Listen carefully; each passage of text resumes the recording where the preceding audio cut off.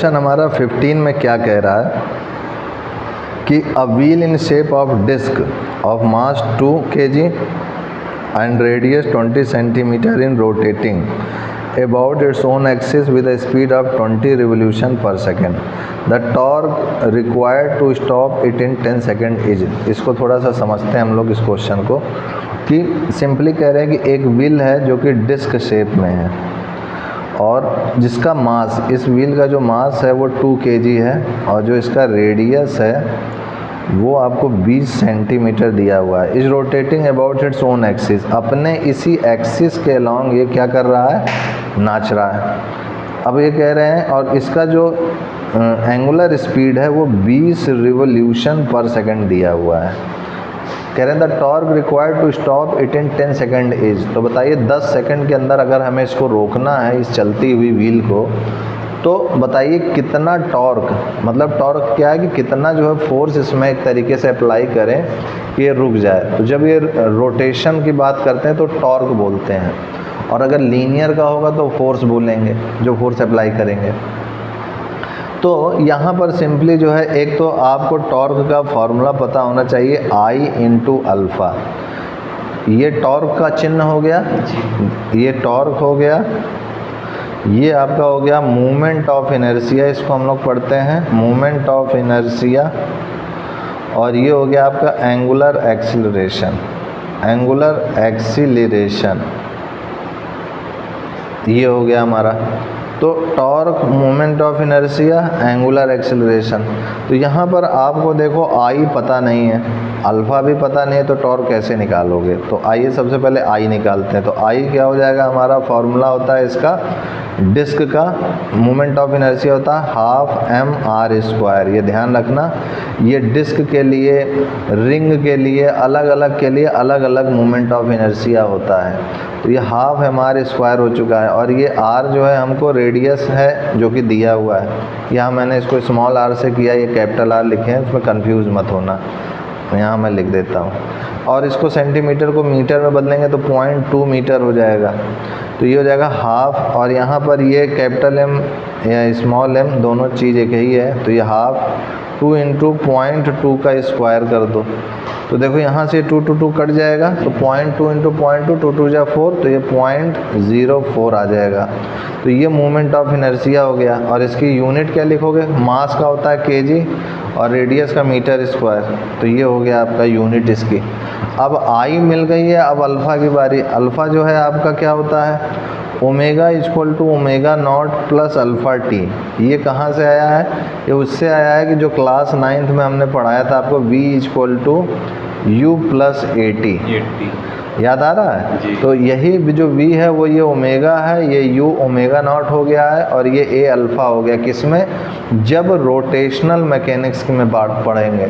और ये किसके लिए, कि जब लीनियर मोशन हो, लीनियर मोशन हो तो ऐसा होगा और रोटेशनल होगा तो इस टाइप से होगा फार्मूला। अब यहाँ पर इसका फार्मूला यूज़ करेंगे हम लोग। तो सबसे पहले देखो, फाइनली स्टॉप होगा, जा कर के रुक जाएगा, तो यानी ये फाइनल वाला जो होगा ये 0 हो जाएगा। और ओमेगा नॉट हमको जो है क्या होता है, ओमेगा इक्वल टू 2πf, तो ओमेगा नॉट 2πf नॉट। तो यहाँ पर जो है फ्रीक्वेंसी आपको angular frequency revolution per second आपको दी हुई है। तो यहाँ पर ओमेगा नॉट की वैल्यू हम लोग डायरेक्ट भी रख सकते हैं, तो ये लगाने की भी ज़रूरत नहीं है। तो यहाँ पर आपको सिंपली ये हो जाएगा कि ये जो है F0 जो है हमारा, ये F0 हम लोग यहाँ पर लेंगे रिवोल्यूशन के केस में, ये F0 होगा। तो इस F0 को यहाँ 20 रखेंगे तो 2π इंटू 20, तो ये हो जाएगा 40π। अब इस 40π को यहाँ पुट आउट कर दो, तो ये हो जाएगा हमारा प्लस अल्फ़ा। अल्फ़ा की वैल्यू कहाँ यहाँ पर दी हुई है, अच्छा अल्फ़ा की वैल्यू हमें निकालनी है। और टाइम कितना, 1 सेकंड में, सॉरी 10 सेकंड में क्वेश्चन में कह रहा था ना कि 10 सेकंड में अप्लाई करने पर रुक जाए, तो यहाँ 10 लिख देंगे। अब इसको सॉल्व करेंगे अगर हम लोग, तो अल्फ़ा इक्वल टू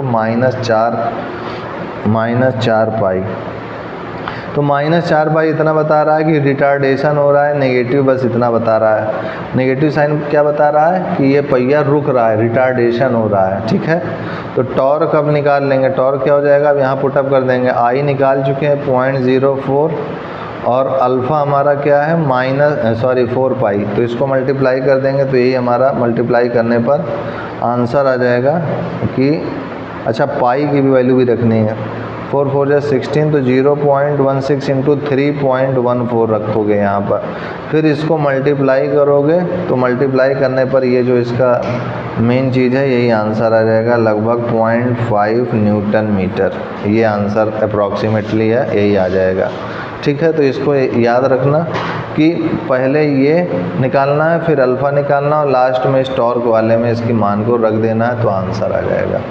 अब इस टाइप के कोई भी क्वेश्चन आएंगे तो तुम इसको कर लोगे। अगर इसको सर्किट इलेक्ट्रिकल टर्म में अगर सर्किट बना करके समझे तो ये इलेक्ट्रिकल टर्म में भी दिखा सकते हो कि ये जो है रेजिस्टेंस हो गया, ये यहाँ से हमने जो है एक बैटरी लगा दी है, यहाँ एक इंटरनल रेजिस्टेंस है, या इंटरनल रेजिस्टेंस R2 हो गया, यहाँ ये 10 ओम से 4 ओम है, और ये जो है हमारा ये 16 क्वेश्चन के लिए, और यहाँ से जो करंट है 0.5 से 0.25 है। ये सर्किट में थोड़ा सा क्वेश्चन एक बार पढ़ लेते हैं हम लोग 16th वाले में, ये चीज़ अलग था। तो देखो 16th में आपसे सिंपली क्या कह रहा है, a current of 0.25 ampere flows when a Leclanche cell is connected to a resistance of 10 ओम।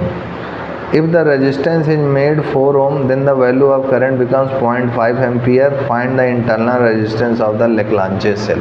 तो यहाँ पर देखो सबसे पहले एक मैंने बैटरी बनाई, बैटरी बनाने के बाद देखो इसके साथ ये इंटरनल रेजिस्टेंस कनेक्ट कर दिया, और ये एक्सटर्नल रेजिस्टेंस है, और इसमें जो करंट फ्लो हो रही है 0.5 से 0.25 के बीच में हो रही है। तो यही कह रहे हैं, a current of 0.25 ampere flows when a Leclanche cell is connected to a resistance of 10 ohm. 0.5 ampere की करंट फ्लो होती है अगर 10 ओम का रेजिस्टेंस लगता है इस लेग्रांजे सेल से। अब कह रहे हैं if the resistance is made 4 ओम, अगर रेजिस्टेंस को 4 ओम कर दें हम, ये 4 ओम कर दिया, तो then the value of current becomes 0.5 ampere. तो जो 0.25 थी, जो यहाँ पर पहले कितनी थी 0.25 थी, अब 0.5 एम्पियर की करंट होने लगे। कब? जब रेजिस्टेंस को हमने क्या कर दिया, 10 से 4 कर दिया। प्रश्न समझ में आ रहा है?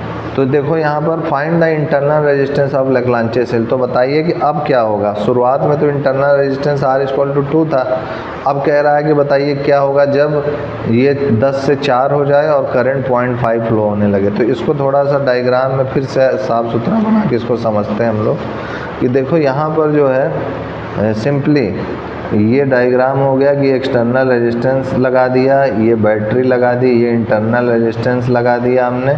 अब यहाँ पर आपको जो है ये करंट बहा दिया। कह रहे हैं कि जब 0.25 एम्पियर की करंट फ्लो हो रही थी, कब? जब 10 ओम का रेजिस्टेंस था। अब कह रहे हैं कि जब यह रेजिस्टेंस, जब ये रेजिस्टेंस 4 ओम का हो गया तो करंट 5.5 एम्पियर की फ्लो हो रही है। ये लेग्रांजे सेल लगा हुआ है E, और यहाँ पर इंटरनल रेजिस्टेंस शुरुआत में R=2 है। तो इसमें देखो यहाँ सबसे पहले हम लोग मानते हैं कि ये R1 है 10 ओम, और करंट आपको I1 है, कितना फ्लो हो रहा था 0.25 एम्पियर, और R2 जब 4 ओम हुआ तो I2 जो है हमारा 0.5 एम्पियर हो गया। ठीक है, ये चीज़ हो गई है। अब इसके बाद आपको शुरुआत में इंटरनल रेजिस्टेंस R जो है दिया हुआ है क्वेश्चन में कि 2 ओम है। अब यहाँ पर ध्यान से समझना कि देखो ये बैटरी यहाँ से करंट जा रहा है, यानी ये पॉजिटिव है, नेगेटिव टर्मिनल है, फिर ये ऐसे जाएगा, ये प्लस हो जाएगा, ये माइनस, फिर ये ऐसे आएगा, ये प्लस, ये माइनस। करंट हमेशा हायर पोटेंशियल से लोअर पोटेंशियल फ्लो करता है। तो ये प्लस हो गया हायर पोटेंशियल, ये लोअर पोटेंशियल, तो यहाँ से करंट ऐसे पास हुआ और यहाँ से ऐसे आगे फिर से नेगेटिव टर्मिनल में चला गया। तो ये जब चला गया तो यहाँ से आपको क्या प्राप्त हुआ कि ये जो है ओवरऑल सर्किट में देखो तो ये और ये क्या है, सीरीज़ में कनेक्टेड है, सीरीज़ में है एक साथ ऐसे। तो यहाँ पर जब सीरीज़ में होंगे तो क्या होंगे, रेजिस्टेंस। क्लास 9-10 में हम पढ़े होंगे, सीरीज़ में होंगे तो क्या होंगे, ऐड हो जाएंगे रेजिस्टेंस। हाँ। तो ये हो जाएगा हमारा, याद आ रहा है? जी सर। तो ये ऐड हो जाएगा। तो यहाँ यही चीज़ जो ओम्स लॉ से हम लोगों ने क्या पढ़ा था कि V equal to I R, ये पढ़े हो, V equal to I R. तो आई क्या हो जाएगा, V अपॉन आर। तो यहाँ पर जो आपका अगर हम लोग यहाँ से देखें इसकी वैल्यू को, केवल वोल्टेज निकालने की अगर बात करें, तो E1 हमारा हो जाएगा, E1 हो जाएगा I1 into R1 plus R। ये हो जाएगा, क्यों हो जाएगा, क्योंकि ये रेजिस्टेंस और ये रेजिस्टेंस ऐड हो जाएगा, सीरीज़ में है। तो ये यहाँ पर ये ओम्स लॉ जो हमने लिखा है इसी का यूज़ किया है, voltage equal to current into resistance. और ये रेजिस्टेंस क्या है, टोटल रेजिस्टेंस है जो कि सीरीज़ में कनेक्टेड है। अब यहाँ रख देंगे मान, तो I1 क्या हो गया 0.25, R1 क्या हो गया 10 और स्मॉल r क्या है 2। तो इसको कैलकुलेट करोगे तो ये E1 की वैल्यू कैलकुलेट करने पर आएगी, अगर इसको कैलकुलेट किया जाए,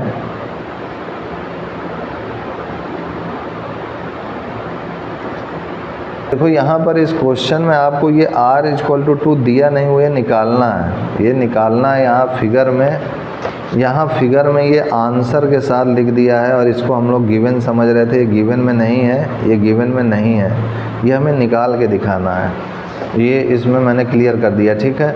तो ये गिवन में नहीं है, R निकालना है। तो यहाँ पर R की वैल्यू R ही रखे रहने देंगे, ये चीज़ ध्यान रखना। ये आपका E1 हो गया है और ये E1 आपका आ गया 0.25, 10 प्लस R E1, ये इक्वेशन फर्स्ट। इसी तरीके से इक्वेशन 2 निकाल लो, तो ये क्या हो जाएगा 0.5 और ये हो जाएगा आपका R1, अब R2 हो जाएगा, R2 क्या है हमारा 4, R2 क्या है हमारा 4 ओम प्लस R, इसी में पुटअप कर रहे हैं। E2 के लिए क्या हो जाएगा I2 और R2 प्लस R, R2 की जगह क्या है 4 है, I2 की जगह क्या है 0.5 है, ये सब डाटा रख दिया।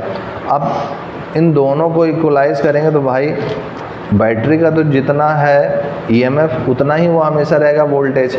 तो ये E1 जो है E2 के इक्वल हो जाएगा, इनको इक्वलाइज कर दो तो 0.25, 10 प्लस R है और ये 0.5, 4 प्लस R है। तो इसको सॉल्व करोगे तो ये हो जाएगा 25/100, 10 प्लस R और इधर से 5/10, 4 प्लस R। तो ये 4 टाइम्स जाएगा, ये 2 टाइम्स जाएगा, ये 2 इधर आएगा तो इधर से ये 2 टाइम्स जाएगा। तो 10 plus R equal to 2 times 4 plus R। तो ये हो जाएगा हमारा 4 2 जा 8 plus 2R equal to 10 plus R। तो यहाँ से सॉल्व करोगे, ये इधर आएगा तो R हो जाएगा और 10 माइनस 8 2 हो जाएगा। तो इस टाइप से R इक्वल टू 2 आएगा मान। तो यहाँ पर हम लोगों को क्वेश्चन पहले शुरुआत में समझने में इसलिए गलती हो गई थी क्योंकि हम लोगों ने इस सर्किट में ये समझा कि R इक्वल टू 2 दिया हुआ है, जबकि यहाँ पर ये पूछ रहा था कि बताइए कि find the internal resistance of Leclanche cell, मतलब इसमें R पूछ रहा है और डायरेक्ट यहाँ फिगर में दे दिया है कि R इक्वल टू 2, ये दिया नहीं है, निकालना है, ठीक है ना। तो इस टाइप से इसको करेंगे। अब देखो 17 क्वेश्चन में क्या कह रहा है कि निम्नलिखित में से किस दोष में घनत्व कम हो जाता है, which of the following defects decrease the density. अब ध्यान रखो कि डेंसिटी डिक्रीज की बात आए तो यहाँ पर हमेशा स्कॉटकी डिफेक्ट याद रखना। डेंसिटी डिक्रीज कर रहा है तो स्कॉटकी, एस से स्कॉटकी डिफेक्ट ध्यान रखना। तो ये देखो इसमें स्कॉटकी डिफेक्ट आ रहा है, vacancy defect and Schottky defect, ये चीज़ ध्यान रखना। अब उसके बाद देखो जब भी ये केमिस्ट्री के क्लास 11th का क्वेश्चन है, सॉलिड स्टेट चैप्टर से है ये क्वेश्चन आया है, ये भी आपने पढ़ा है। अब 18वें क्वेश्चन में देखो क्या कह रहा है, ये भी केमिस्ट्री के क्लास 11th का क्वेश्चन है। The figure given below is a representation of the shape of orbital. ये कौन सा शेप ऑफ ऑर्बिटल है, तो ये आपका DXY के बीच में इसका ये जो ऑर्बिटल जा रहा है, इसलिए क्या हो गया DXY हो गया, ये चीज़ याद रखना। अब उसके बाद देखो क्यों हो गया DXY, क्योंकि यह XY के बीच में इसका ये वाला रेखा जेड वाला का ये जा रहा है, इधर से भी ओवरलैपिंग, इधर का ये ओवरलैप्ड y एक्सिस में हो रहा है, इधर देखो x एक्सिस में ओवरलैप्ड हो रहा है। ये डंबल शेप जो बन रहा है वो देखो x एक्सिस में बन रहा है और ये डंबल शेप देखो y में बन रहा है, तो ये DXY। समझ में आया कि नहीं? चलो ये हो गया। अब उसके बाद 18वें में देखो क्या, अच्छा 18वां हो गया। 19वें में देखो कबीरदास के पदों का संग्रह। कबीरदास के 15 पदों का संग्रह बीजक में है, सबको पता है। साखी, शबद, रामायणी, ये सब जो है उसमें है। 20वें में देखो मेरी कविता मेरे गीत। कविता संग्रह किसके द्वारा रचित है? भाई किसके द्वारा रचित है? तो ये है पद्मा सचदेवा के द्वारा रचित है। फिर 21वें प्रश्न में देखो क्या करें, यदि देश के भुगतान शेष में एकोमोडेटिंग निभवी पूंजी शून्य है तो क्या होगा इसमें? ए आंसर इसमें, इसको इंग्लिश में थोड़ा पढ़ लेते हैं। If the accommodating capital is zero in the balance of payments of a country. कह रहे हैं कि एकोमोडेटिंग कैपिटल जो है अगर हमारी जीरो हो जाए किसी भी कंट्री की, the balance of payment of a country there will be, तो जो बैलेंस होगा पेमेंट किसी भी कंट्री का वो क्या होगा? तो यहाँ आपका जो है भुगतान शेष में संतुलन होगा, मतलब equilibrium in the balance of payment. ध्यान रखना, यदि देश के भुगतान शेष यानी if the accommodating capital is zero, अगर एकोमोडेटिंग कैपिटल जो है जीरो हो जाएगा किसी भी का देश का, तो उसके जो बैलेंस ऑफ पेमेंट्स होंगे किसी भी देश के, उस पर क्या प्रभाव पड़ेगा कि वह equilibrium in the balance of payment हो जाएगा। इसको एकदम रट लेना। कैसे होगा देखो, भुगतान संतुलन शेष से अभिप्राय किसी दी हुई अवधि में सामान्यतः एक वर्ष बाहर के देशों से किए गए अंतर्राष्ट्रीय आर्थिक व्यवहारों के व्यवस्थित लेखा जोखा से है। यदि किसी देश के भुगतान शेष में एकोमोडेटिंग पूंजी शून्य हो तो ऐसी स्थिति में भुगतान शेष में संतुलन होगा, अतः ए ऑप्शन सही होगा। 22वें में देखो क्या कह रहे हैं, किस वर्ष के लिए लोकसभा के निर्वाचन क्षेत्रों के परिसीमन की प्रक्रिया को स्थगित कर दिया गया है? तो किस वर्ष के लिए लोकसभा के निर्वाचन क्षेत्रों के परिसीमन की प्रक्रिया को स्थगित कर दिया गया? Till which year delimitations process of the seats of Lok Sabha has been freezed. तो ये 2026 तक के लिए क्या है, क्या कारण जरा देखते हैं। संविधान के अनुच्छेद 82वें के अनुसार प्रत्येक जनगणना के पश्चात संसद विधि द्वारा परिसीमन अधिनियम को अधिनियमित करती है। निर्वाचन क्षेत्रों को वर्तमान परिसीमन अधिनियम 2002 के प्रावधानों के अंतर्गत 2001 के जनगणना आंकड़े के आधार पर किया गया है। 2001 के गणना के आधार पर किया गया है। और फिर आगे आपसे क्या कह रहे हैं, वर्ष 2002 में भारत के संविधान में विशेष रूप से संशोधन किया गया था कि वर्ष 2006 का निर्वाचन क्षेत्र यथावत रहेगा। ठीक है, और इसमें ऑप्शन में है, ठीक है, ये हो गया। उसके बाद देखो 23वां क्वेश्चन, ये भी एकदम मैथमेटिक्स का, इसको ध्यान से समझना। निम्नलिखित में से कौन सा सामुच्य अपरिमित है? Which of the following set is infinite? कौन इनफाइनाइट होगा? देखो कह रहे हैं x such that x is a prime factor of 20। ठीक है, प्राइम फैक्टर ऑफ 20। तो प्राइम फैक्टर ऑफ 20 क्या क्या हो सकते हैं जो कि 20 को डिवाइड कर दें? एक हो गया, हाँ 2 हो गया, 4, 5 सही है, 10 हो गया, 20 हो गया। ये जो है क्या होगा कि डिवाइड कर देगा। तो इसको काउंट कर सकते हैं ना हम लोग जी। तो काउंट करेंगे तो इनफाइनाइट नहीं हुआ ना सेट। जिसको काउंट नहीं कर सकते हैं वो आपका क्या होगा, इनफाइनाइट होगा। और जिसको काउंट कर सकते हैं वो इनफाइनाइट, जिसको काउंट कर सकते हैं वो फाइनाइट, जिसको काउंट नहीं कर सकते वो इनफाइनाइट। अब दूसरे में देखो क्यू में, यानी ये तो इनफाइनाइट नहीं हुआ।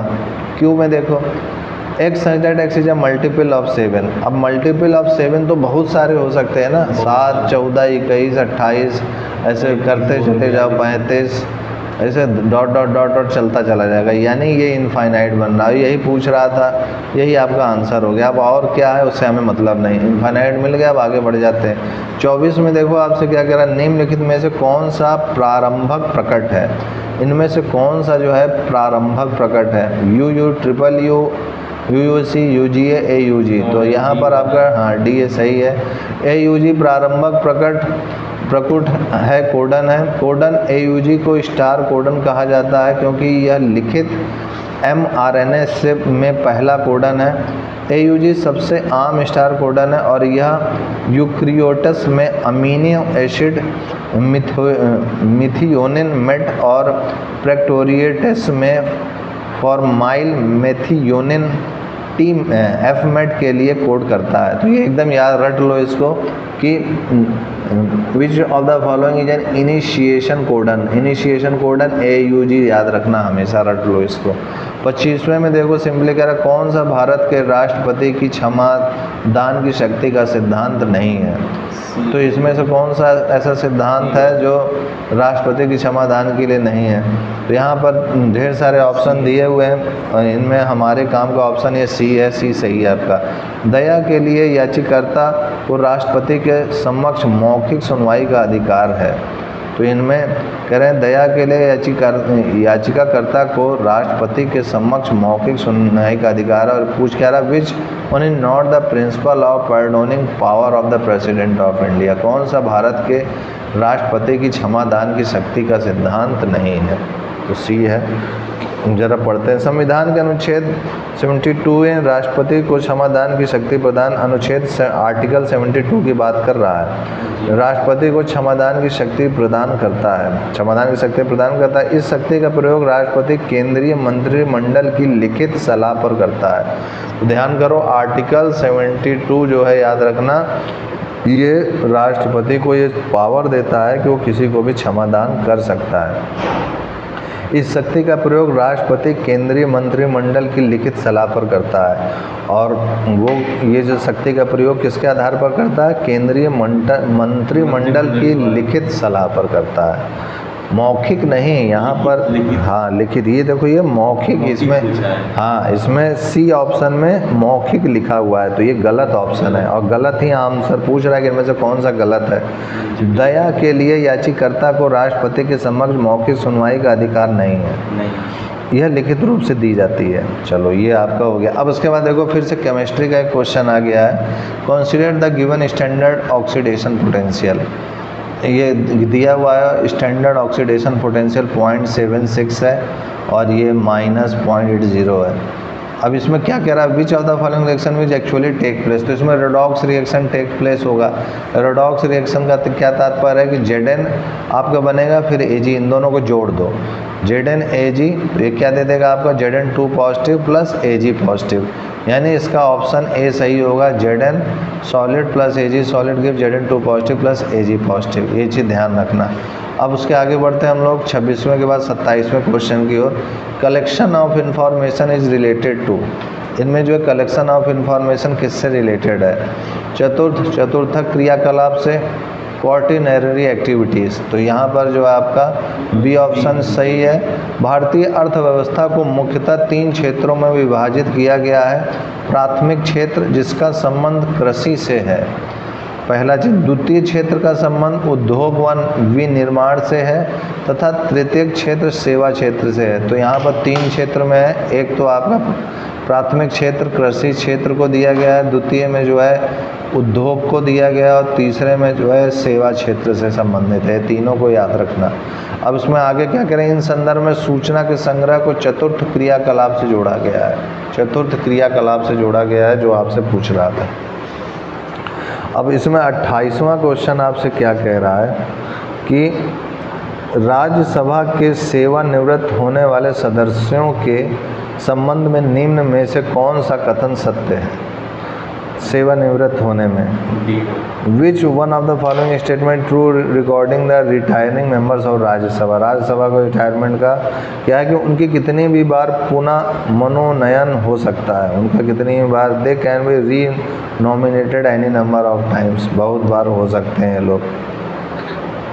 तो इसमें क्या कह रहे हैं एक्सप्लेनेशन में कि संविधान के अनुसार भारतीय संसद के 3 अंश हैं, लोकसभा, राज्यसभा और राष्ट्रपति। राज्यसभा के सेवानिवृत्त होने वाले सदस्य कितनी भी बार पुनः मनोनयन हो सकते हैं, अंततः विकल्प डी सही है। अब आते हैं 29वें प्रश्न में। 29वें प्रश्न में देखो क्या कह रहा है? तने में कैबियम छल्ले की सक्रियता से पित्त की ओर बनने वाली कोशिकाएं हैं। कौन सी हैं भाई कोशिकाएं? तो यहाँ एक है प्राथमिक जाइलम, पहला ऑप्शन सही है, ये याद रखिएगा। The activity of cadmium ring in steam produces, क्या प्रोड्यूसेस? प्राथमिक जाइलम, याद रखिए। प्राथमिक जाइलम तने में कैडमियम छल्ले की सक्रियता से पित्त की ओर बनने वाली कोशिकाएं होती हैं। ये कोशिकाएं मृत होकर अनुस्पर्शी पट्टियों के रूप में शेष रह जाती हैं। इनको याद रखिएगा बेटा, भूलिएगा मत, तभी आपका जो है सिलेक्शन होगा। इनको एकदम पी डालिए। दूसरा तीसरा क्वेश्चन क्या कह रहा है? राष्ट्रीय ग्रामीण स्वास्थ्य मिशन की शुरुआत की गई है। National Rural Health Mission was launch to, किस में लॉन्च किया गया है? तो आइए देखते हैं इसमें एक्सप्लेनेशन में।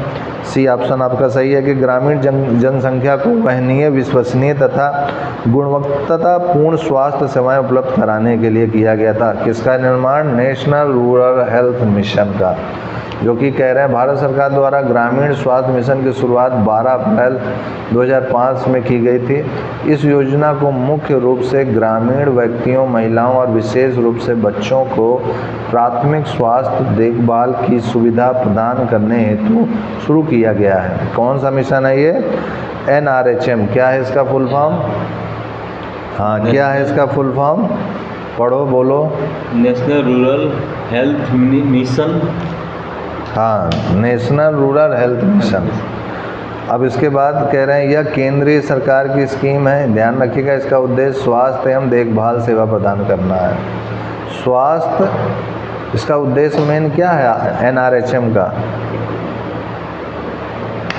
मुख्य, हाँ, स्वास्थ्य एवं देखभाल सेवा। क्या मेन उद्देश्य है? स्वास्थ्य एवं देखभाल सेवा। अरे स्वास्थ्य देखभाल क्या, उसको बार बार तुम ध्यान से पढ़ रहे हो। ये तो स्वास्थ्य आदमी का जन्मसिद्ध अधिकार है ना, स्वस्थ रहना, देखभाल करना। अब NRHM का full form? National health NRHM है। National Rural Health mission.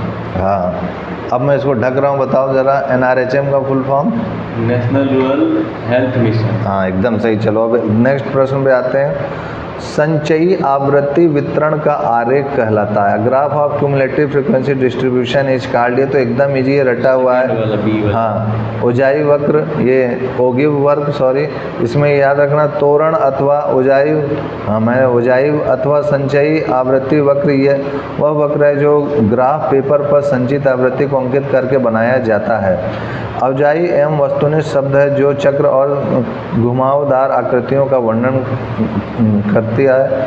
ओजाई जिनका उपयोग यह निर्धारित करने के लिए किया जाता है कि डेटा में दिए गए मान के नीचे या ऊपर कितनी संख्याएं हैं। ये चीज़ ध्यान रखिएगा कि क्युमुलेटिव फ्रीक्वेंसी डिस्ट्रीब्यूशन के लिए ओजाई वक्र का हम लोग इस्तेमाल करते हैं, ओजाई कर्व का।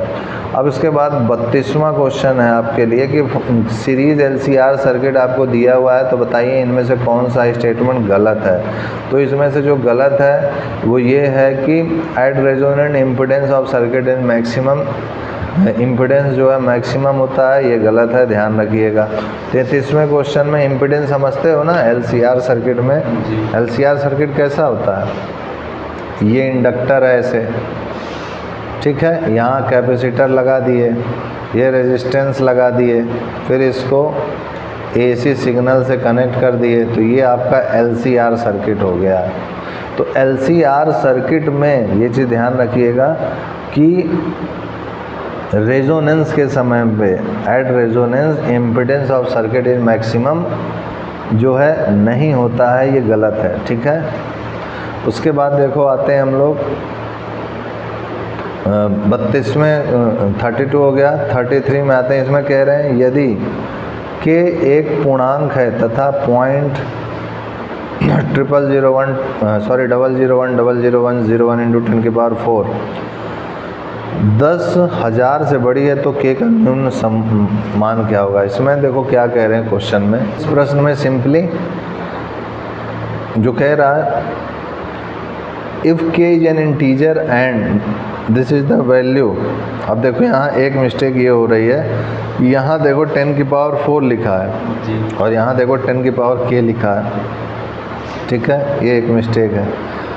Is greater than 10,000 than the least possible value of K की क्या लीस्ट पॉसिबल वैल्यू होगी कि ये जो है ग्रेटर देन जस्ट 10,000 से ज़्यादा हो जाए। क्या के यहाँ रखें कि जस्ट 10,000 से ज़्यादा हो जाए, ये आपसे कह रहा है। तो यहाँ पर 1 2 3 4 5 है यहाँ पर, और जाहिर सी बात है कि ये दो तो फर्जी होगा। अगर यहाँ पर भी लगा दिए पॉइंट तो ये दोनों किसी काम के नहीं होंगे।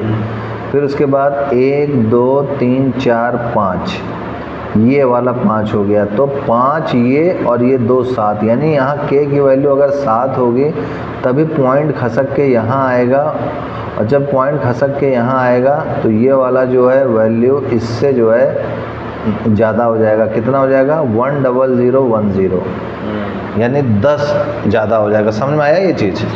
नया आए तो पूछ लो एक बार फिर से, सच बताना। समझ में आया? फिर से बताइए सर। देखो इसमें क्या कह रहा क्वेश्चन में, ना आए तो 2 बार 10 बार 4 बार पूछो, लेकिन पूछो ज़रूर, झूठे मत बोलो कि आ गया। देखो जैसे 0.001 00 है, फिर 101 है, और ये है 10 की पावर के। तो कह रहे हैं के का मान ऐसा क्या रखें कि इससे मल्टीप्लाई करें तो वो 10,000 से ज़्यादा आ जाए, 10,000 से ज़्यादा आ जाए। क्या ऐसा रखें? तो मैंने इसको कैसे सोचा कि यहाँ पर अगर मान लो मैं के की वैल्यू 2 रखूँगा तो ये डेसिमल खसक के यहाँ आ जाएगा ना, जी। तो ये तो कोई मतलब ही नहीं रहेगा रखने का, क्योंकि ये तो 0 कुछ भी कोई मतलब नहीं। अब आगे देखो 1 2 3 4 5, अभी इसके आगे भी डाटा है कि नहीं है? 3 इतना ही है, तो 3 2 5 है, तो 5 के बाद मैं यहाँ पर अगर डेसिमल लगा दूँ तो ये 10,000 से बड़ा हो जाएगा ना, क्योंकि ये कितना आ रहा है? 10,010 आ रहा है, 10,000 है फिर 10 आ रहा है, तो 10,010 से बड़ा होगा ना। तो ये कब हुआ? जब मैं डेसिमल पॉइंट यहाँ लगा दूँ, और डेसिमल यहाँ लगाने के लिए के की वैल्यू क्या होनी चाहिए? जितने अंक हों इसके आगे, 1 2 3 4 5 6 7, 7 अंक हैं, तो 7 10 की पावर 7 से जब मल्टीप्लाई करोगे तो ये डेसिमल यहाँ पहुँचेगा, और जब यहाँ पहुँचेगा तब ये 10,010 आएगा, जो कि 10,000 से बड़ा होगा। यही प्रश्न पूछ रहा था आपसे। प्रश्न समझ में आया? जी सर। तो ये आपका आंसर हो गया। अब देखो उसके बाद यही 7 आंसर होगा इसका। अब देखो नेक्स्ट है, choose the correct answer to give the question that follows from the given option. अब ये इंग्लिश से लग रहा रिलेटेड है। कह रहे हैं whom does the speaker in Sujata Bhatt voice of the unwanted girl address. तो इसमें क्या आंसर हो जाएगा? पब्लिक जो है स्पीकर की तरह काम करेगी। फिर आगे देखो 35वें में क्या कह रहा है? Among the following the major pluralists are. इसमें मेजर प्लूरलिस्ट क्या क्या हैं? लिंडसे हैं, मेटलैंड है, ये याद रखना। बहुलवाद को विचारधारा के रूप में स्थापित करने का श्रेय जर्मन समाजशास्त्री ग्रीक तथा ब्रिटिश विद्वान मेटलैंड को जाता है। इन्हें आधुनिक राजनीतिक बहुलवाद का जनक कहा जाता है। संप्रभुता की बहुलवादी सिद्धांत के प्रमुख समर्थक लास्की, लिंडसेन, क्रेब, मिस फॉलेट आदि हैं।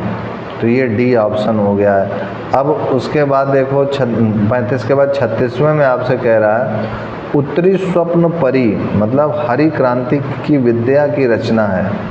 किसका है? रिपोतार्ज, यानी उत्तरी स्वप्न परी हरी क्रांति शीर्षक रिपोतार्ज रेणुजी की एक अनुपम रचना है। किसी घटना का ज्यों का त्यों वर्णन करना रिपोतार्ज कहलाता है। हिंदी में रिपोतार्ज लेखक की शुरुआत 1940 ई के आसपास से हुई। इसकी प्रमुख विशेषताएं हैं कथात्मक प्रस्तुति, ऐतिहासिक चित्रात्मकता, विश्वसनीयता, भावावेश, प्रधान शैली इत्यादि। तो ये आपको एकदम याद होना चाहिए रिपोतार्ज। निम्नलिखित में से कौन सा मुद्रा बाजार का उप बाजार नहीं है? इनमें से कौन सा है कि जो मुद्रा बाजार का उप बाजार नहीं है? Which of the following not a sub market of the money market. Sub market नहीं है मनी मार्केट का, तो फैक्टर मार्केट एकदम सही है। मुद्रा बाजार अर्थव्यवस्था का एक घटक है जो अल्पकालिक धन प्रदान करता है। आमतौर पर मुद्रा बाजार एक वर्ष या उससे कम अवधि के लिए ऋण का सौदा करता है, एक वर्ष या उससे कम के लिए, ध्यान रखना।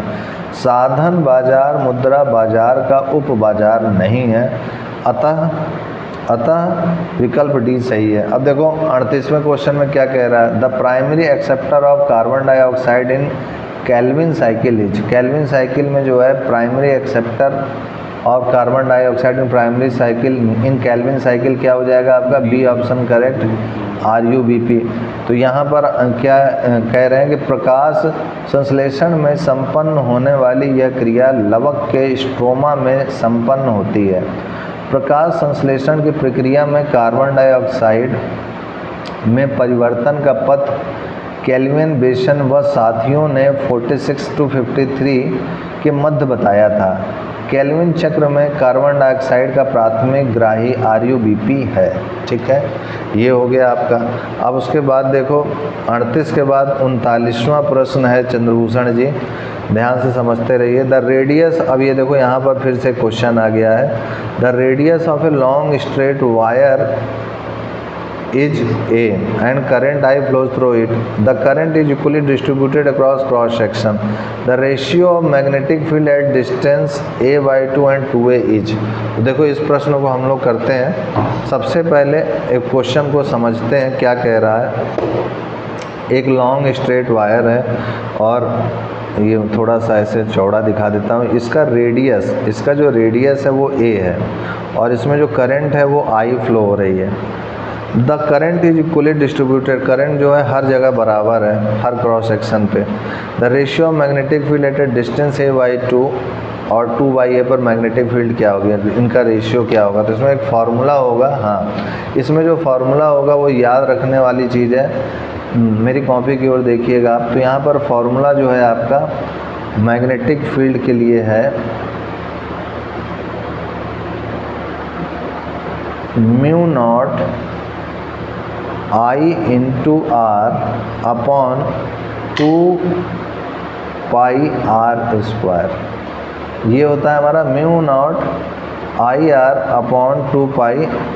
अब इसमें 2 का अगर ऊपर नीचे मल्टीप्लाई कर दें या फिर डायरेक्ट अगर लिखें तो यहाँ पर देखो रेडियस जो है आपका पहले R क्या दिया हुआ है, A दिया हुआ है, तो यहाँ R की जगह A पुटअप कर दीजिए कैपिटल R, तो क्या आएगा mu naught IR upon 2πA square. ये आपको फिजिक्स में मैंने पढ़ाया था, क्लास 12th की फिजिक्स में है मैग्नेटिक फील्ड। तो यहाँ से ये B मिला कब, जब रेडियस A हुआ, यही है ना कि जब रेडियस A हुआ तो जो है हमको मिला, सॉरी यहाँ A/2 क्वेश्चन में कह रहा है और यहाँ पर ये खुद जो है A, तो यहाँ A/2 है क्वेश्चन में, A नहीं है, A/2 है। तो यहाँ A/2 रखेंगे तो ये A स्क्वायर हो जाएगा, तो 2 का स्क्वायर 4, ये ऊपर चला जाएगा, ये समझ में आया। तो यहाँ 2 का स्क्वायर होगा नीचे, ये ऊपर चला जाएगा, 4 हो जाएगा मल्टीप्लाई में। ये किसके लिए, BA/2 के लिए। अब जब B 2A हो जाए, B 2A हो जाए, तो B जब 2A हो जाएगा तो यहाँ पर अगर हम लोग मान रखें तो ये दोनों का पहले तो सिंप्लीफाई, मैं इसको सिंप्लीफाई करके मैं बताता हूँ क्योंकि ऐसे खिचड़ी पक जाएगा पूरा। तो यहाँ पर सबसे पहले फार्मूले में B इक्वल टू आपको दिया हुआ फार्मूले में mu naught IR upon 2πr square, यानी simply mu naught I upon 2πr, इतना ही बस याद रखिए। अब यहाँ पर R जो है अगर आपको A हो जाए, सॉरी A/2 हो जाए, है ना, पहले कहा था, तो B जो है हमारा हो जाएगा mu naught I upon 2πA हो जाएगा। ये कब है, जब रेडियस A/2 हो जाए। अब रेडियस क्या है कि 2A हो जाए, इसमें बस हम लोग वैल्यू रख रहे हैं, ये फार्मूला बस तुमको याद होना चाहिए। ये म्यू नॉट क्या है, जैसे पाई की कांस्टेंट वैल्यू होती है ना 3.14, वैसे म्यू नॉट की वैल्यू होती है 4π × 10⁻⁷। ठीक है। और ये आई करंट है, आर रेडियस है, बाकी तो सब जान ही रहे हो, ये याद होना चाहिए। तो ये एक आर कट गया, वहाँ शुरुआत में मैंने एक आर और ये कैपिटल आर ले रहा था, वो गलत था। यहाँ ये दोनों ही स्मॉल आर होगा, ये यहाँ मिसप्रिंट था इसका। तो ये हो जाएगा, तो ये mu naught I upon 2 pi R होगा। तो यहाँ से अब जब आर 2a रखेंगे तो ये जो है आर 2a हो जाएगा mu naught I upon 2 pi into 2a। ये 2a हो गया तो ये हो जाएगा mu naught I upon 4 pi a। ये क्या हो गया b2a।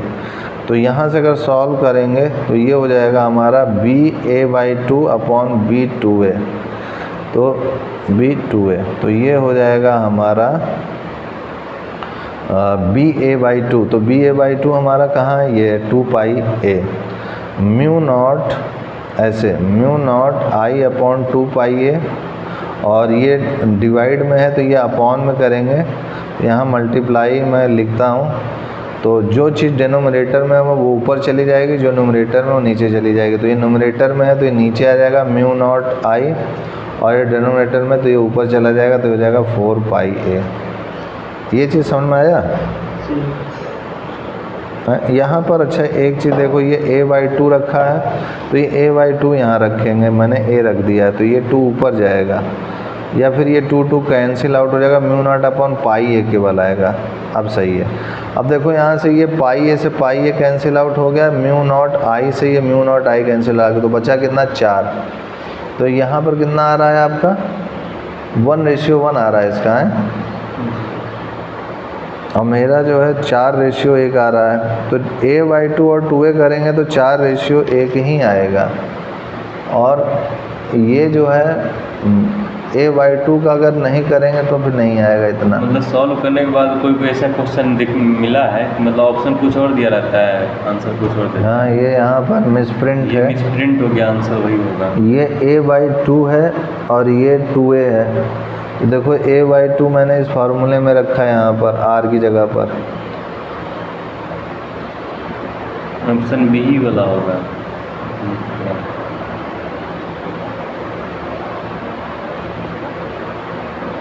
असल में ये फार्मूले मिस्टेक बहुत कर रहा है, इसको मैं थोड़ा सा रुको नेट से चेक करता हूँ इसका फार्मूला मेन के।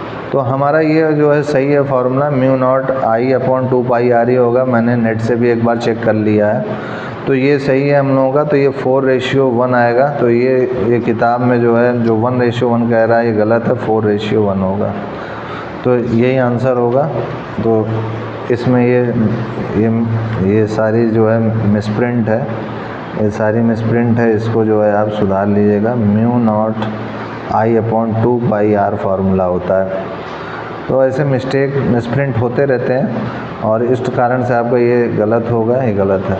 आते हैं नेक्स्ट क्वेश्चन पर। इसमें कह रहे हैं in Bihar state the number of agriculture marketing समिति ड्यूरिंग 2016 से 17 क्या होगा? 25। तो इसमें जो है 525 होगा। कृषि विपणन का अर्थ उन समस्त क्रियाओं से लगाया जाता है जिनके माध्यम से कृषि उपज को उपभोक्ताओं तक पहुंचाया जाता है। इसके अंतर्गत आने वाली क्रियाएं संग्रहण एवं भंडारण, परिष्करण, श्रेणीकरण तथा प्रमाणीकरण, एकत्रीकरण है। कृषि उपज से संबंधित विभिन्न खरीद व वितरण गतिविधियों को करने के लिए विभिन्न कमीशन एजेंटों या व्यापारियों को ऑथराइज करने की जिम्मेदारी विपणन समिति की होती है।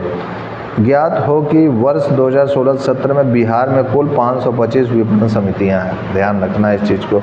अब उसके बाद एक और क्वेश्चन देखो, आगे ग्राफ से रिलेटेड है। Which of the following graph shows the uniformly accelerated motion in positive direction? Symbols have their usual meanings। तो ये तो एकदम आसान है, तो देखते ही मार दोगे, ए हो जाएगा। अब उसके बाद देखो, दिल्ली के किस सुल्तान ने स्वयं को नियामत एक खुदाई कहा था? अपने आप को देखो, ये खुद ही नाम करवा रहा है, क्यों? अपने आप को ही कहलवा रहा है, खुद को क्या कहलवा रहा है कि नियामत खुदाई है। ये कौन है? ये बलबन ने कहलवाया था। गयासुद्दीन बलबन गुलाम वंश का सुल्तान और बेहद चतुर सैन्य प्रमुख शासक था। एक सुल्तान के रूप में गयासुद्दीन बलबन ने अपने राज्य में बहुत ही कठोरता के साथ शासन किया। इसका मानना था कि धरती पर एक राजा ईश्वर का उपासक होता है और जिसे अद्वितीय शक्तियाँ प्राप्त होती हैं। इसने स्वयं को नियामत ए खुदाई कहा था। क्या कहा जाए। अब देखो नेक्स्ट क्वेश्चन है, बीज fourth electron will have 4 quantum numbers. इनमें कह रहा है कि जो बी है मतलब बेरियम है, फोर्थ इलेक्ट्रॉन है विल हैव 4 क्वांटम नंबर्स। तो कौन कौन से वो क्वांटम नंबर होंगे बेरिलियम में, तो यहाँ पर इसका जो है सबसे पहले इसका सॉल्यूशन से समझ लो, ऐसे ज़्यादा समय लगेगा। तो देखो इसमें जो है ये जो लिखा गया है इसका आउटर मोस्ट सेल का जो है ऑर्बिटल स्टेट में लिखा गया है। देखो hydrogen, helium, lithium, beryllium, boron, carbon, nitrogen, oxygen, ऐसे चलता रहता है। तो यहाँ पर बेरिलियम का जो एटॉमिक नंबर कितना होगा, 4 होगा। जब 4 होगा तो 1s2 2s2, फिर उसके बाद आगे जाएगा नहीं क्योंकि 2 इलेक्ट्रॉन 4 हो चुके हैं। ठीक है, हाँ 9th में ही पढ़ा। हाँ, अब देखो ये हो गया। अब उसके बाद देखो ये चीज़ हो गई। तो यहाँ पर आपसे कह रहे हैं देखो 2s2 में लास्ट में कितने हैं, n=2 है। लास्ट वाले में क्या है, 2 है। लास्ट वाले में 2 है। तो ये कौन सा आ रहा है, s2 के आगे क्या है, ये 2 है ये जी। मतलब लास्ट वाला जो ऑर्बिटल है जो फुल हुआ है उसमें जो है ये इसका जो ऑर्बिटल है क्या है, 2 है। तो n ये है, इसी को n कहते हैं जो पूछा है। ठीक है, ये जो n की वैल्यू है ना, ये n है, फिर l है, फिर m है, फिर s है। तो ये n हो गया हमारा 2। यानी अब ये और ये ऑप्शन तो गए काम से क्योंकि n की वैल्यू 1 नहीं हो सकती। अब इन्हीं दोनों में से कोई होगा। अब आते हैं l पे। तो यहाँ पर जो l की वैल्यू है वो यहाँ पर s=l जो है आपका, चूँकि s है, s ऑर्बिटल यहाँ यूज़ हो रहा है 2 के साथ s, तो s ऑर्बिटल में जो l होता है वो 0 होता है। यानी अब आगे चेक करने की आपको ज़रूरत ही नहीं है क्योंकि ये वाला ऑप्शन 0 है, इसके बाद तो ये 1 है, तो ये हो नहीं सकता, ये होगा। ये हमारा n की वैल्यू है, ये l की है, ये m की है और ये s की है। आगे भी चेकआउट अगर आपको करना हो तो कर सकते हो कि मैग्नेटिक स्पिन ये एजियोमेथल है और ये स्पिन है और ये ऑर्बिटल का था आपका। तो यहाँ पर m जो है आपका सिंपली -L2 + L हो जाएगा, यानी -0 to 0, यानी 0 ही रहेगा क्योंकि L की वैल्यू क्या है, 0 है। और S की वैल्यू कहाँ तक जाएगी, हाफ स्पिन रहेगी क्योंकि S में जो है लास्ट ऑर्बिटल में एक इस टाइप से जाएगा, पेयरिंग होगी, और एक इस टाइप से होगी। तो यहाँ पर -1/2, ये हो गया आपका आंसर। अब आते हैं हम लोग नेक्स्ट क्वेश्चन। अब ये जो है कि किस क्लास का है क्वेश्चन है, 11th क्लास की केमिस्ट्री का है। ये 11th क्लास की केमिस्ट्री में SPDF पढ़ाया गया है, वो है ये। अब देखो 44 क्वेश्चन में है, डॉक्टर कृष्ण कुमार ने सन 2004 से 2010 तक किस शिक्षा संस्थान में निदेशक के पद पर कार्य किया। NCERT एकदम सही है आपका। कृष्ण कुमार एक भारतीय बुद्धिजीवी और शिक्षाविद हैं जो समाजशास्त्र और शिक्षा के इतिहास में अपने लेखन के लिए प्रसिद्ध हैं। उन्होंने 1981 से 2016 तक केंद्रीय शिक्षा संस्थान दिल्ली विश्वविद्यालय में पढ़ाया। 2007 से 2010 तक वह राष्ट्रीय शैक्षिक अनुसंधान और प्रशिक्षण परिषद के निदेशक थे। 2011 में भारत के राष्ट्रपति द्वारा पद्मश्री से सम्मानित किया गया।